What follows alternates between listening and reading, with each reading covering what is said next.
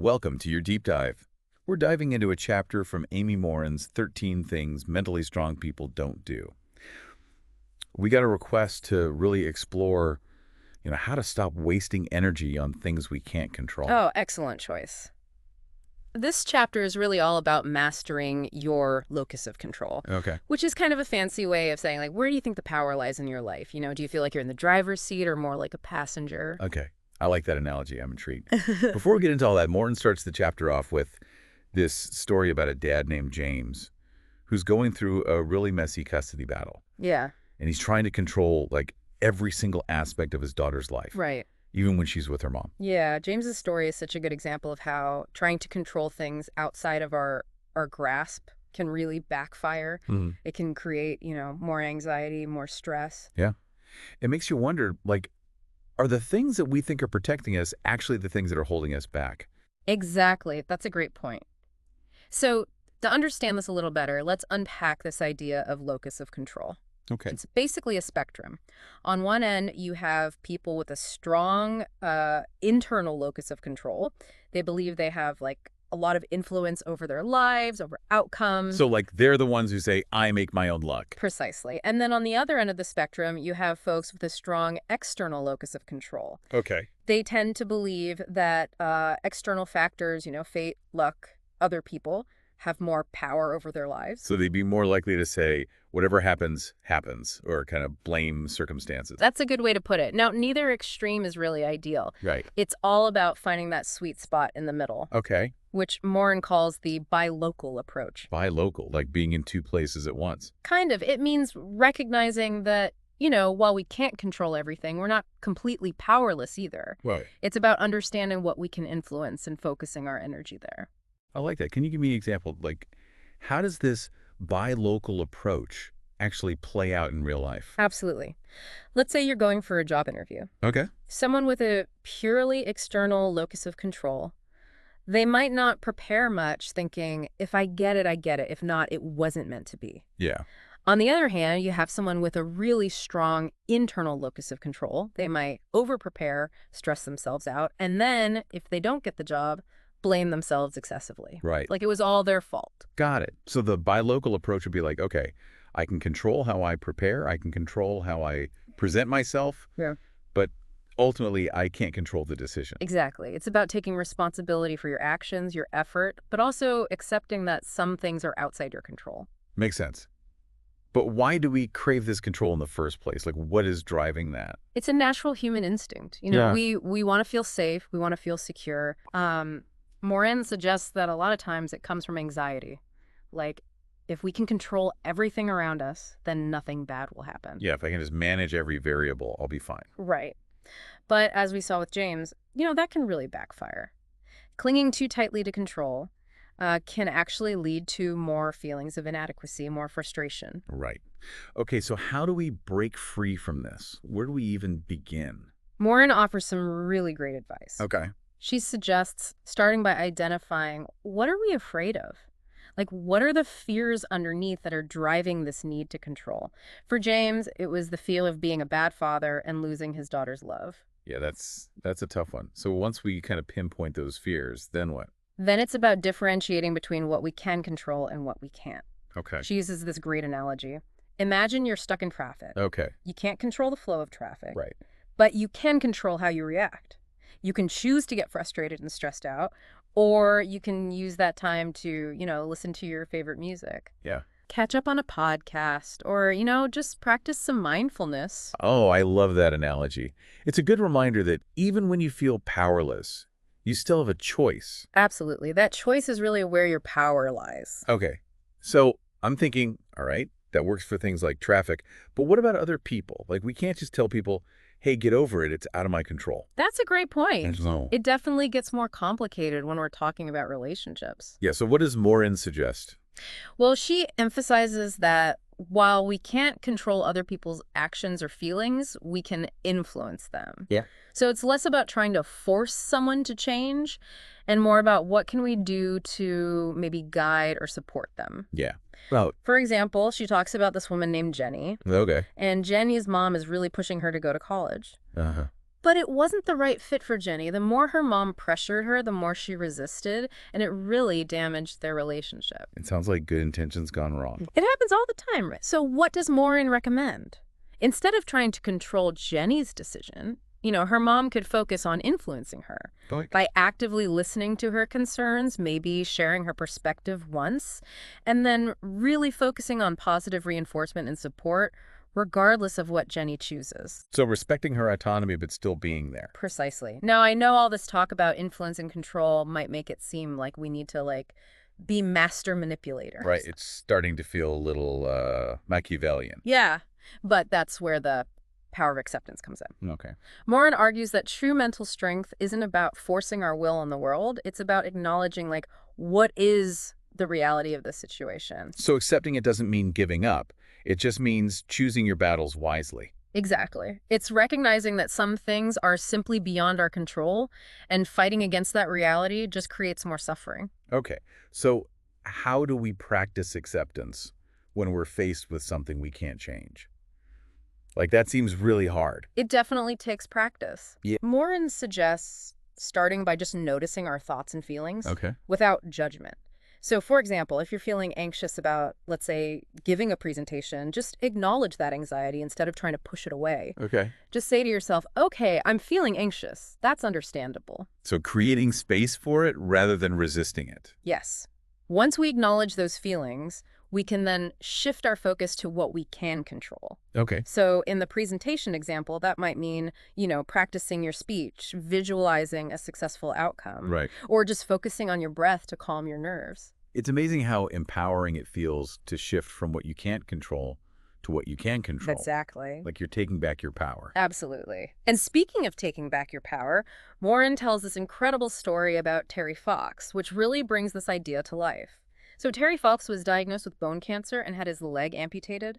Instead of letting despair consume him, he decided to run across Canada to raise money for cancer research. Wow, that's incredible. Running across Canada on one leg, though, that seems almost impossible. What does Morin say we can learn from Terry? Well, Terry couldn't control his cancer, but he could control his response to it. He chose to focus on what he could do and turn his pain into purpose. So it's like, even in the face of something so difficult, his story's about finding strength, meaning. Exactly. It's about shifting our focus from what we lack to what we possess, even if it's just our own willpower. It's interesting because thinking about him running across Canada, it reminds me that we often underestimate our capacity for resilience. That's a great point. We get so caught up in what's wrong that we kind of forget about that inner strength, that ability to adapt and overcome challenges. It seems like what Morin is saying is that true mental strength isn't about never experiencing hardship, but it's about how we choose to respond to it. Absolutely. And choosing how to respond brings us back to that, sweet spot of buy local control. Mm. This whole idea of a buy local approach has really resonated with me. It's so much more empowering than just trying to white knuckle your way through life. Right. You know what I mean? Yeah.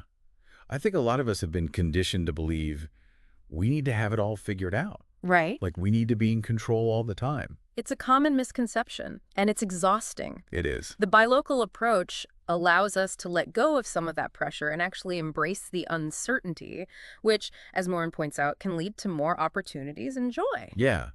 Because when we're not so busy trying to control everything, we can be more open to new things. Right. It's like we're finally free to step outside of that self-imposed box. Yeah. Explore the world with a sense of curiosity.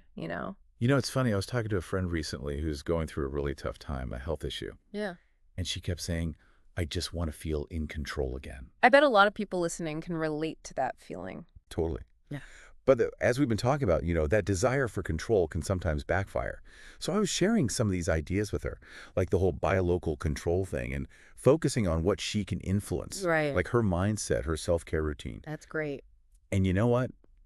She texted me later and she said she felt a little bit lighter. Oh, that's good. She was going to start focusing on the small things that she could control, like taking a walk each day, practicing gratitude. That's fantastic. Rather than dwelling on the things she couldn't. Yeah. And it just made me think, Morin talks about the benefits of letting go, too. Mm-hmm. She says, when we learn to relinquish the need to control everything, we experience less stress, better relationships, Right. new opportunities. It's almost paradoxical, isn't it? The more we let go, the more we gain. When we release that grip on control, it's like we free up all this energy to redirect towards things that really matter. Exactly. I'm curious, have you noticed this in your own life? Have there been times when letting go has actually led to positive outcomes for you? Oh, absolutely.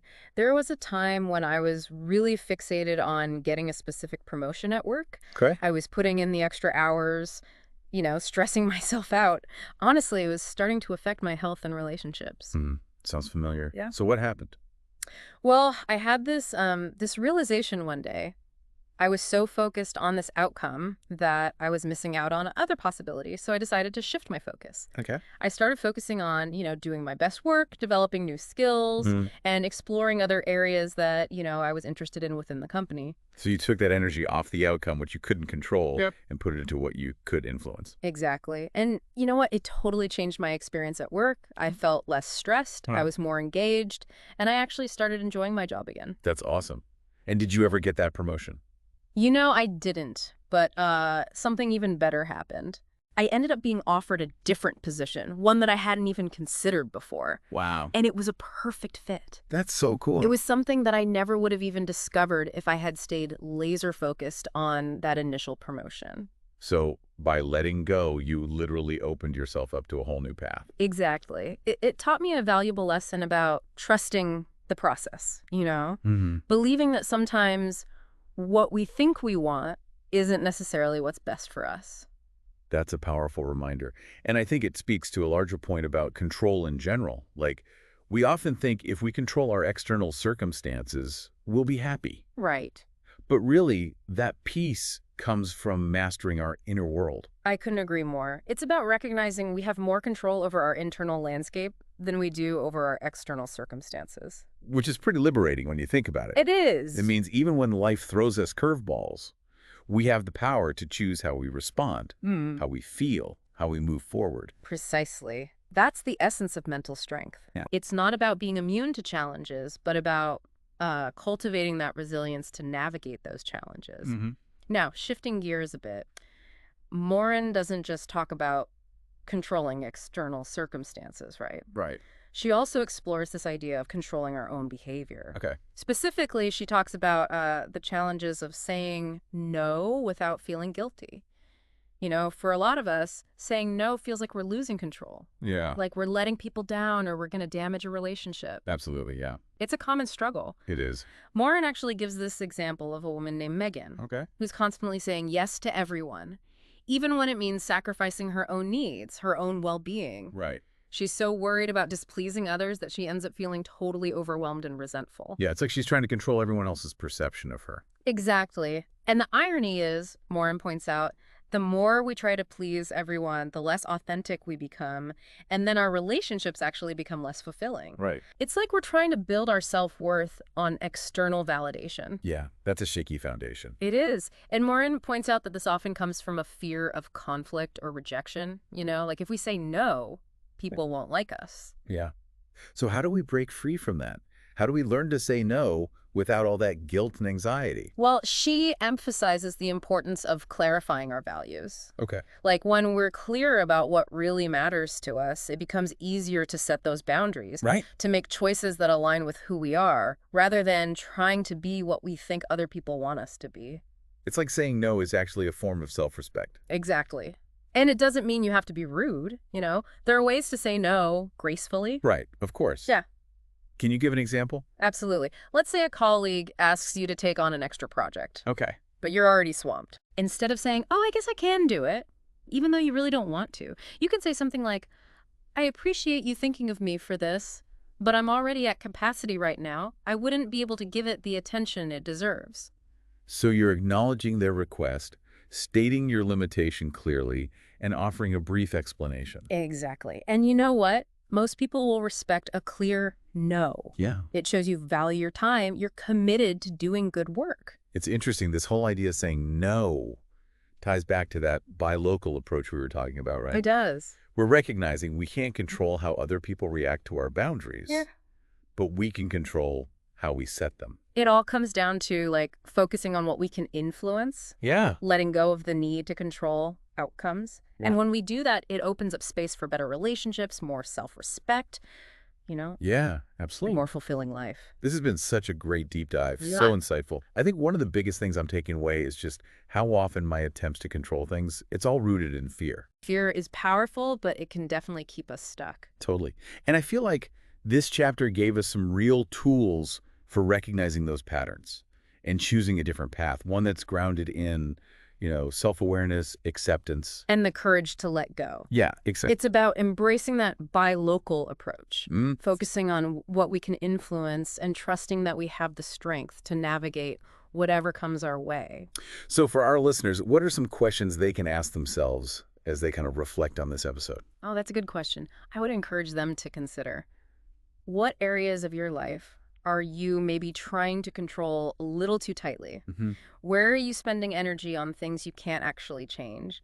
And what would it look like to shift your focus to what you can influence? Those are great questions. I hope this deep dive gave our listeners the inspiration, to start exploring those questions and to embrace that freedom that comes with letting go. Absolutely. Until next time.